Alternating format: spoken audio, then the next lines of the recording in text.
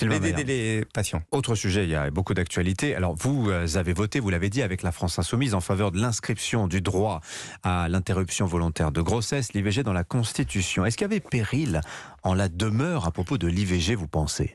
Nous avons une majorité, au-delà de notre majorité, hein, dans l'hémicycle, on l'a vu hier, pour pouvoir voter et constitutionnaliser l'IVG.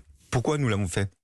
On regarde les exemples, évidemment on a beaucoup parlé des exemples aux États-Unis, mais regardez ce qui se passe en Europe, en Hongrie, en Pologne, maintenant en Italie. On voit que le droit des femmes est remis en question. Et ce droit, principalement, qui est un des droits les plus symboliques, peut être remis un jour en question.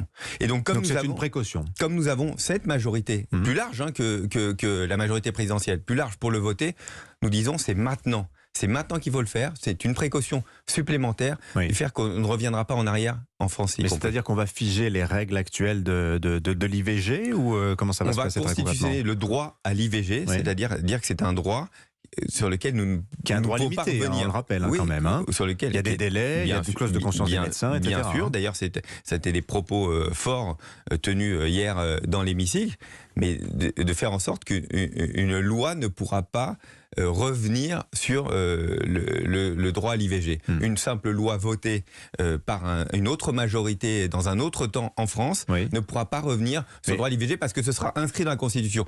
On protège d'une loi de circonstance le droit à l'avortement. Mais j'insiste, vous allez figer les règles ou est-ce que vous allez laisser nous figeons le droit, mais pas les règles, évidemment.